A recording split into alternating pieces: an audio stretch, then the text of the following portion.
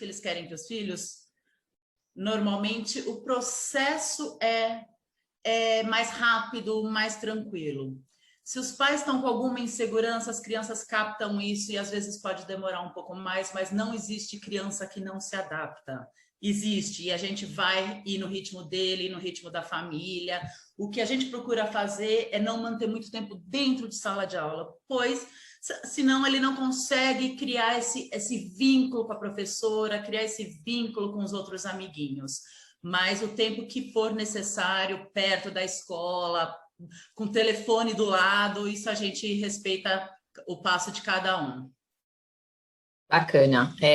A Penélope mencionou o nosso dia de orientação, né, que ajuda muito, né, as famílias. É um dia muito gostoso que a gente faz aqui, para quem está começando. E, bom, vamos falar então, assim, depois dessa adaptação, né, vamos pensar no processo da aquisição da língua. Contem para a gente como é esse processo.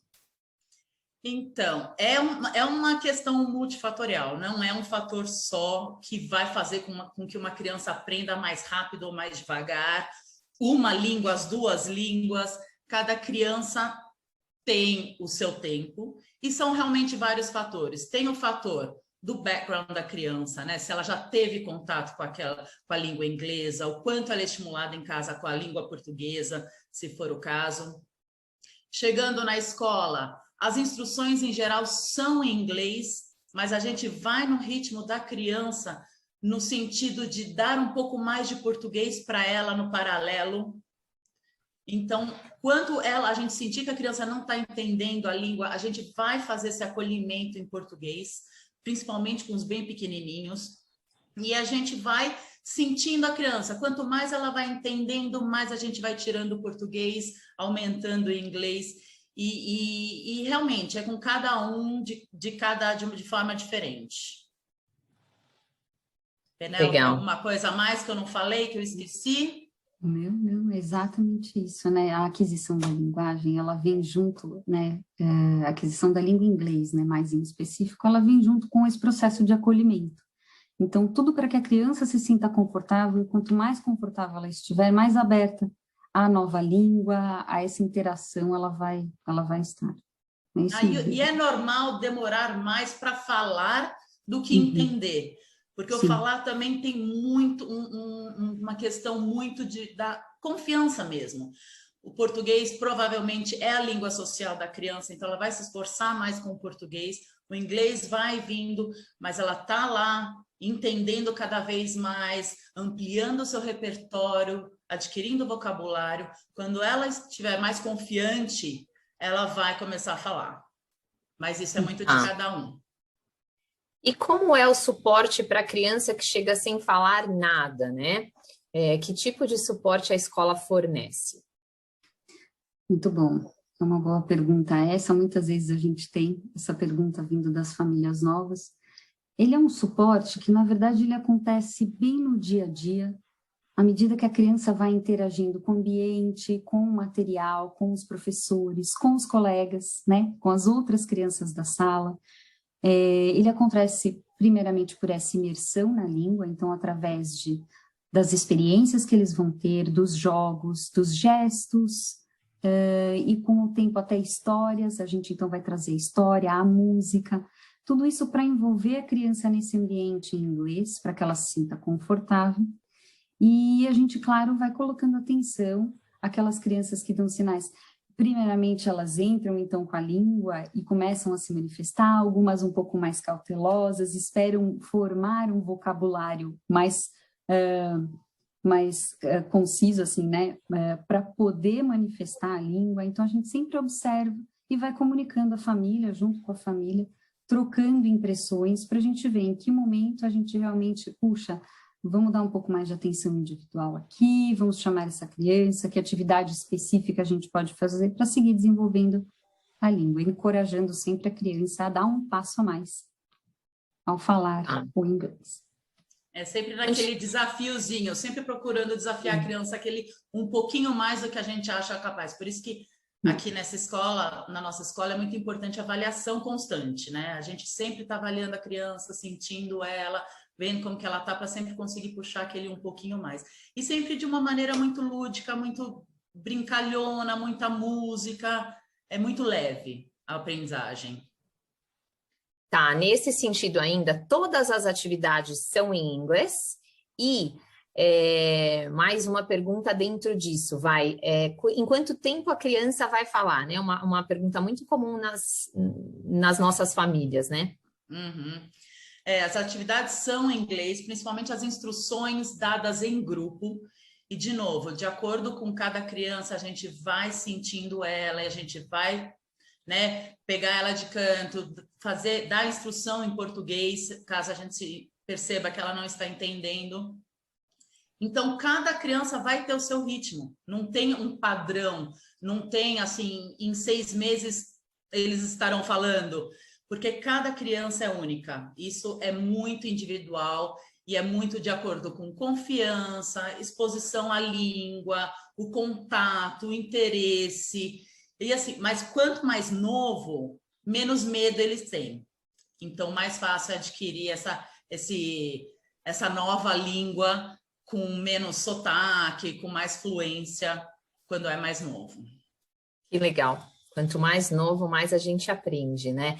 E o individualizado é muito forte, né? Aqui dentro. A gente faz muito isso, né? Deu para perceber vocês falando, né? Que muita coisa é individual, né? E essa é a nossa ideia, né? Isso. Mudando um pouquinho, vamos falar de abordagem pedagógica. Qual é a abordagem da escola?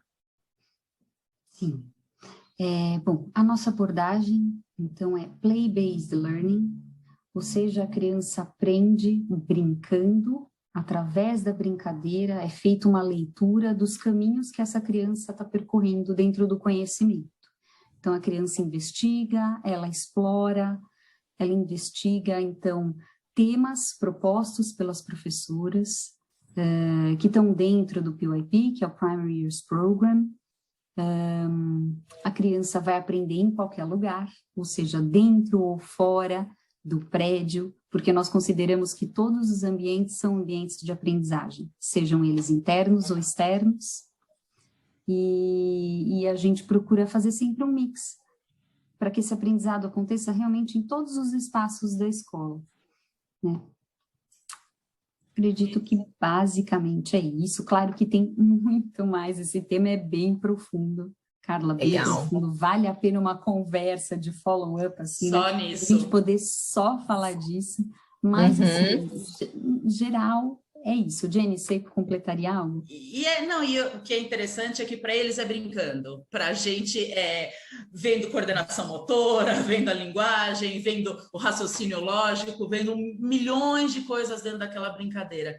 E às vezes, quando eles são pequenininhos, os pais falam, não tem problema em viajar, não tem... Mas ele perde aquela sequência, ele chega, está tendo alguma atividade em grupo, ele fica meio perdido. Então, assim, temos muita brincadeira, mas tem um porquê, tem uma lógica e estamos constantemente observando. Legal. É isso. Bacana. Tem sempre uma intenção pedagógica por trás de todas as brincadeiras, é isso. Pois é. Antes de entrar na alfabetização, eu tenho uma pergunta aqui sobre abordagem pedagógica que acho que faz sentido a gente falar. Como é que o IB entra nessa abordagem pedagógica da escola? Tá. Na verdade, 100%. Porque é a recomendação, né? As características porque assim, dentro do IB, a gente tem o PYP, ou seja, o PYP é um programa conectado que vem do sistema do IB, direcionado às crianças de 3 a 11 anos, tá? Então, a partir do nursery, a gente começa a trabalhar, então, dentro do PYP, o que inclui, de repente, o Tiny Tots 1 and 2, que já vem num processo que a gente estende para poder entrar dentro do ritmo do PYP logo que eles entram no nursery, com os 3 anos de idade. E assim, para o PYP, então, a gente tem características que são essenciais para eles, que é o espaço de aprendizagem, a aprendizagem simbólica, o relacionamento que as crianças estabelecem entre elas, com os adultos e com o ambiente. E assim eles seguem se desenvolvendo dentro do programa. Jenny? Isso. A base, assim, do PYP, né, que está dentro do International Baccalaureate, que é esse umbrella, tem o PYP, MYP e o DP.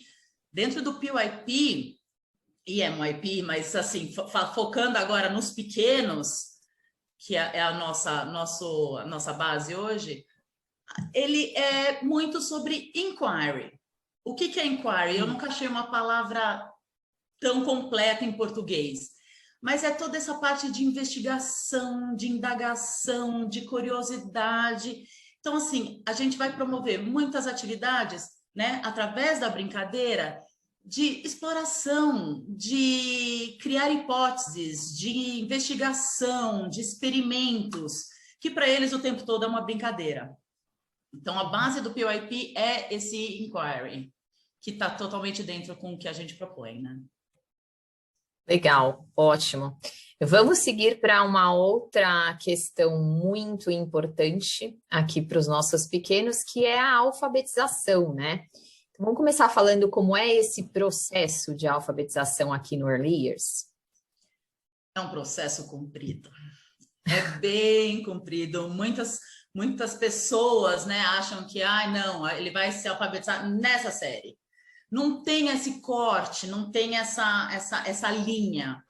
O processo de alfabetização começa desde Tiny Tots 1, com 1 ano e meio, que é a percepção dos sons, começar a distinguir sons, começar a entender o que é através de músicas, através de brincadeiras. E isso se estende. A gente segue o programa de Letters and Sounds, né? A gente tem as etapas diferentes do Letters and Sounds. E daí, mais ou menos, como a gente trabalha com diferenciação, a gente vai sentindo cada grupo e a gente trabalha muito em grupos. Então, mais ou menos no segundo semestre do K1, a gente começa um pouco mais com um trabalho de letras, de reconhecimento de som, né, de conseguir conectar letra com som. Mas vão ter grupos que ainda não estão preparados para isso no final do K1. Então, vamos trabalhar mais isso no começo do K2. Então, a gente vai trabalhar com cada grupo no seu passo e sempre desafiando eles um pouco mais. Então, é um processo individualizado, né? Que a gente trabalha em pequenos grupos e é um trabalho muito extenso. Aqui a gente trabalha muito com a fonética, né? De fazer essa conexão entre o som e a letra. Então, para a gente não ensina o A, B, C, D. A gente vai trabalhar com A, B, C, D. Então, as crianças nessa fase é muito encantador, que eles começam cat, e eles começam a querer explorar letras, eles começam a ver letras em todos os lugares, né? A gente procura deixar o ambiente bem rico, né? de letramento, então eles começam a descobrir as letras em todos os lugares e começam a fazer as suas conexões. E daí a gente vai vendo que eles estão prontos para o próximo passo, a gente vai dando um pouquinho mais de desafio, próximo passo, mais desafio. Então, é um processo cumprido. É isso, né, Jenny? E, né, trazendo também mais um elemento, cada criança realmente ela vai dando sinais para a gente de que momento que ela está da escrita dela, do entendimento dela, da leitura que ela faz do mundo. Então, por exemplo, aprender a ler é aprender a ler numa fase inicial a expressão das pessoas, aprender a ler o ambiente, aprender a ler as figuras, o que as figuras te contam de uma história.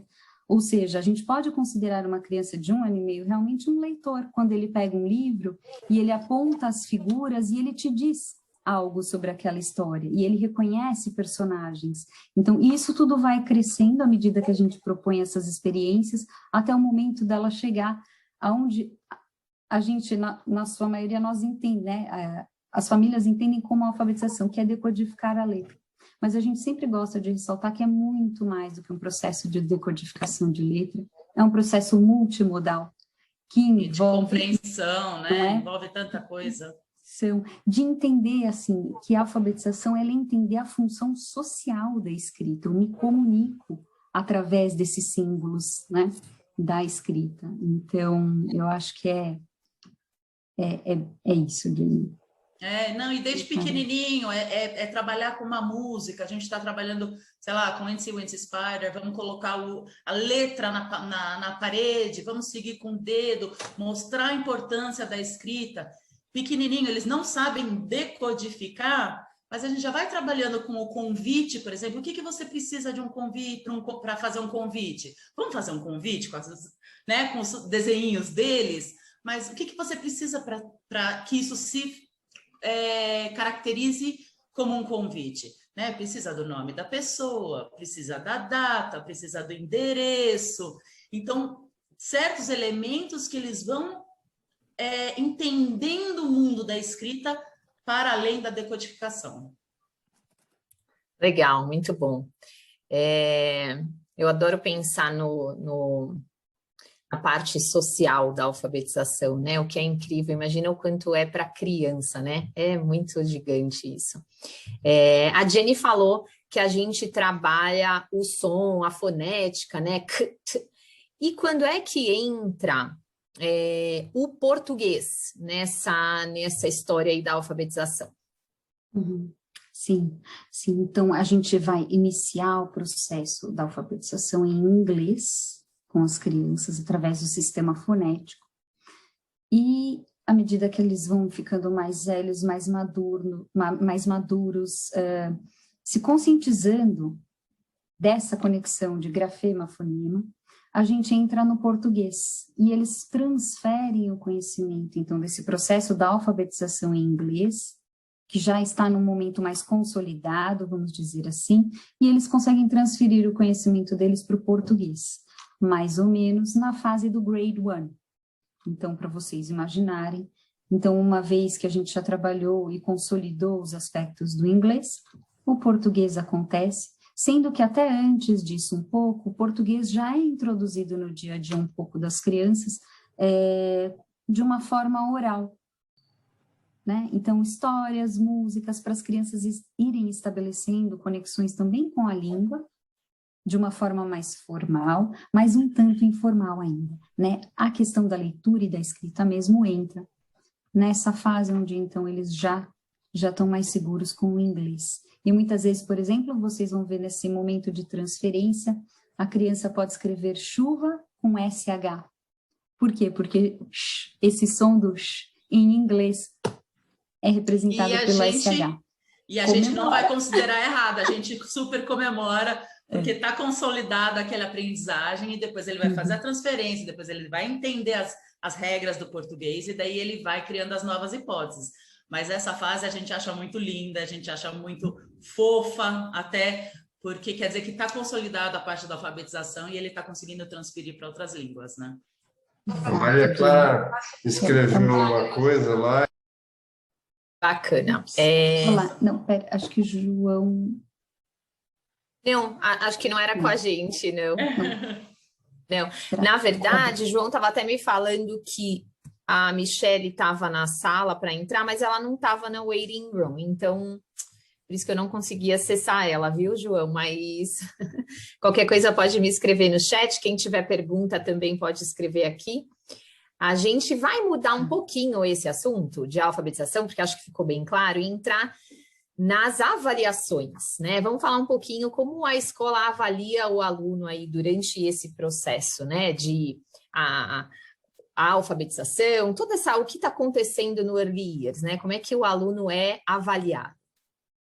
Então, aqui é uma avaliação constante, é uma avaliação diária, constante, e a gente usa muito a avaliação para nos informar, para poder planejar, né? Então, a gente vai adequando o nosso planejamento de acordo com o que é avaliado. Então, para isso ser efetivo, tem que ser uma coisa constante, né? A gente tem as nossas rúbricas, a gente tem né, nossos templates, a gente tem as nossas plataformas, e a gente tem o mínimo que a gente quer que eles cheguem no final daquele ano. Mas, para isso ser fluido, para isso ser... para não ter nenhum gap, por isso que assim, a gente fala que na pandemia não houve gaps, porque como a gente avalia direto, para a gente não teve um gap, a gente pegou as crianças de onde eles estão e continuamos. E assim, é assim que a gente acredita numa educação eficiente, porque tem que pegar a criança e desafiar um pouquinho mais. Para isso, a gente tem que conhecer muito bem a criança.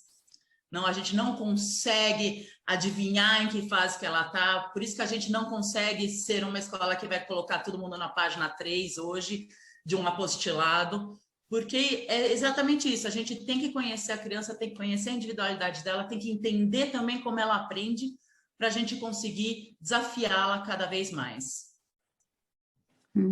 Sim, sim, né, Legal. Jenny? E a gente tem os nossos relatórios, então, de acompanhamento do aluno, que sempre descrevem essa jornada de aprendizagem da criança, onde os pais também acompanham, fora as conversas todas que temos junto às famílias, para que eles entendam em que momento o filho está naquela fase, como nós podemos estimular, então, para que ele dê o próximo passo. Isso tudo é sempre feito em conjunto com a família, compartilhado o tempo inteiro. Porque quanto mais os adultos estiverem alinhados, né, mais a criança se sente segura a dar aquele próximo passo dela. E falando em os adultos alinhados, como é que a família participa desse processo de avaliação contínua? Sim. Então, nós temos reuniões com os pais, diria 2 reuniões anuais, né? Mínimas, São né? formais, Mínimo, mínimas, isso, que a gente tem formalmente, onde a professora vai trazer esse feedback para as famílias, mas ao longo do ano nós fazemos algumas reuniões entre uma data e outra oficial, para que a gente possa ir alimentando. Então, a gente promove encontros com as famílias, onde as famílias podem vir conversar com os professores. As famílias, sempre que sentirem a necessidade, podem marcar um horário com os professores, porque a gente sente que é muito importante essa troca.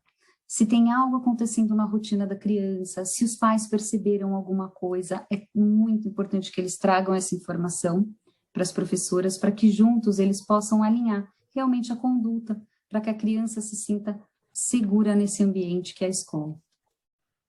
E também tenha momentos em que a gente vai convidar as famílias, a gente não vai fazer apresentações, mas a gente gosta de compartilhar o conhecimento. Então, as crianças vão mostrar para os pais o que eles estão fazendo, às vezes os pais vão fazer uma atividade junto com as crianças, que é mostrar mesmo o que eles estão fazendo naquela fase.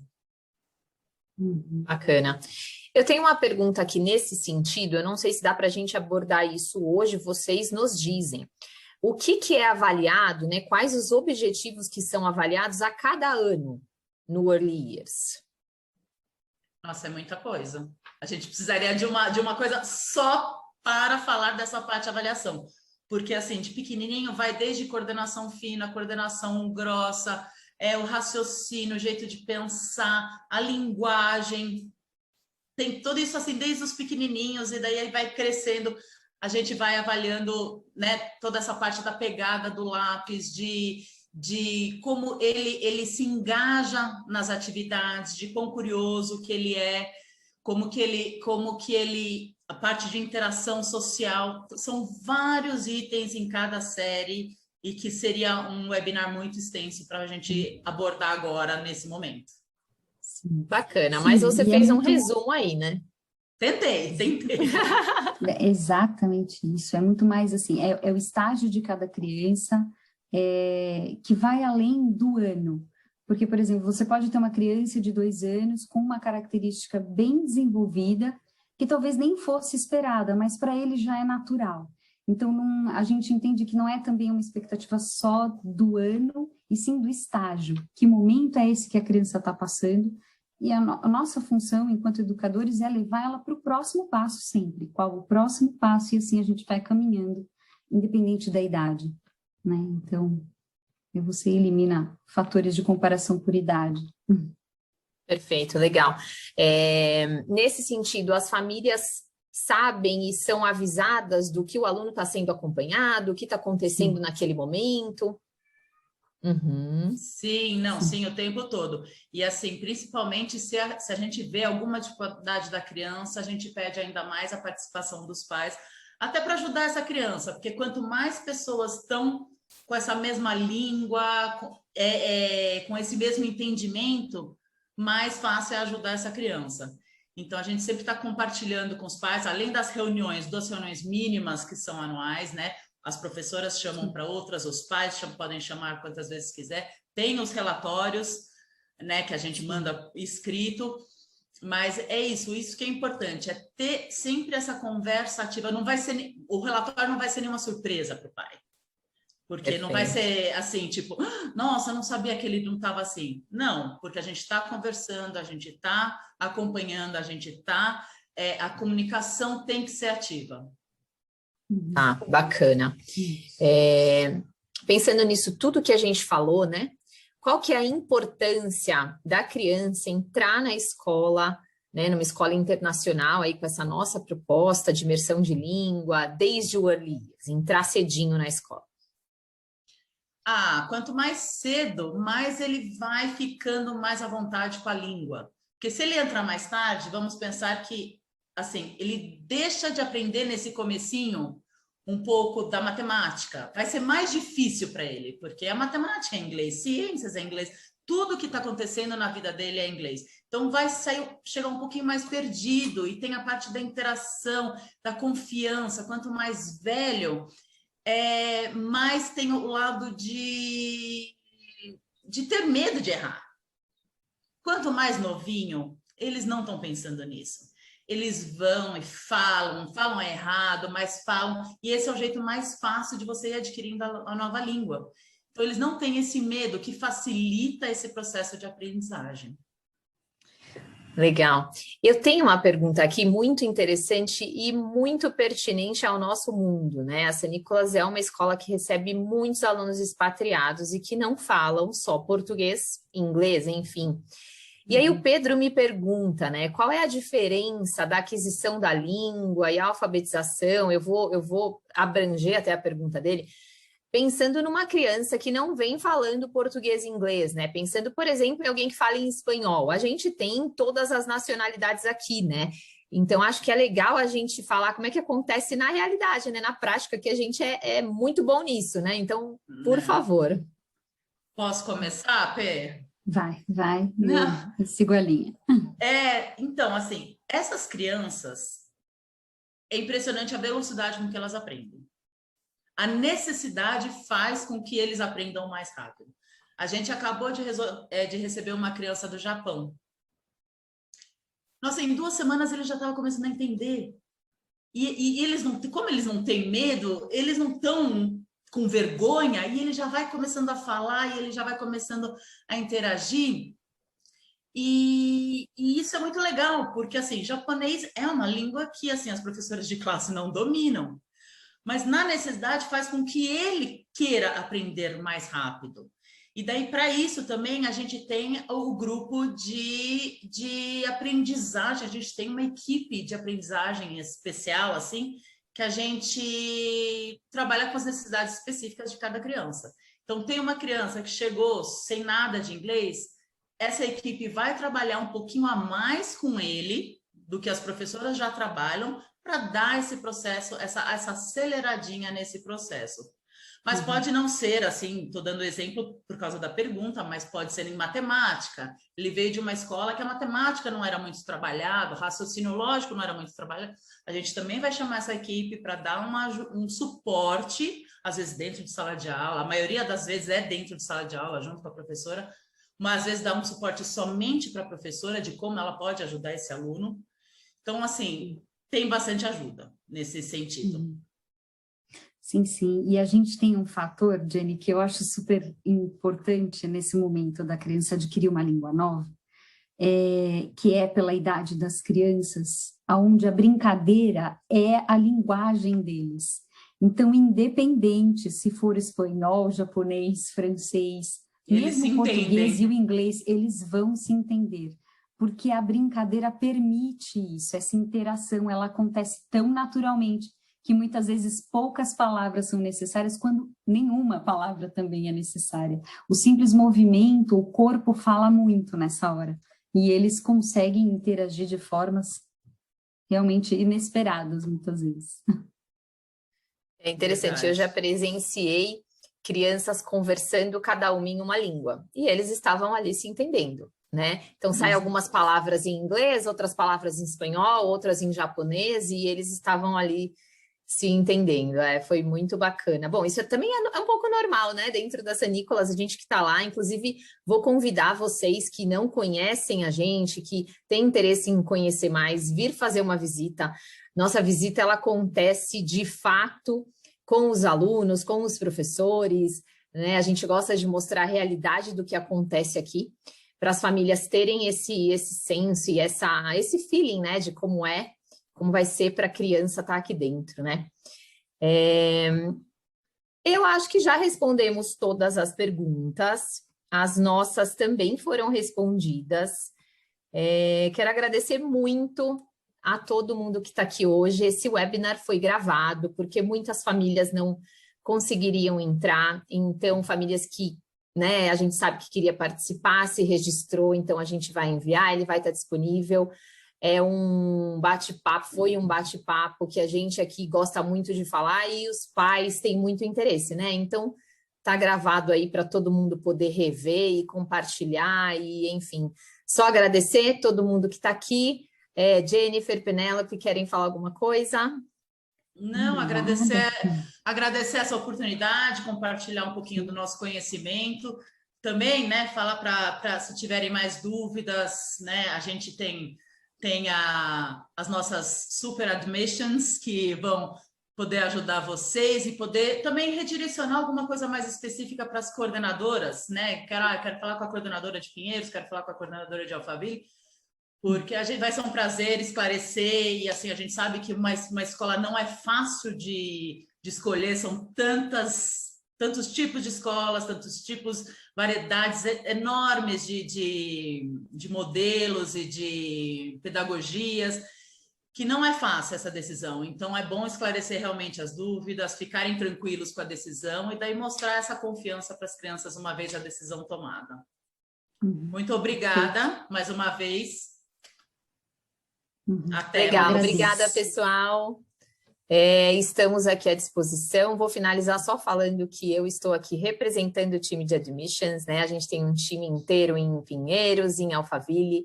Estou aqui representando esse time e o que vocês precisarem, estamos à disposição. Obrigada, gente. Um abraço, boa tarde, boa noite para todo mundo. Tchau. Tchau, tchau.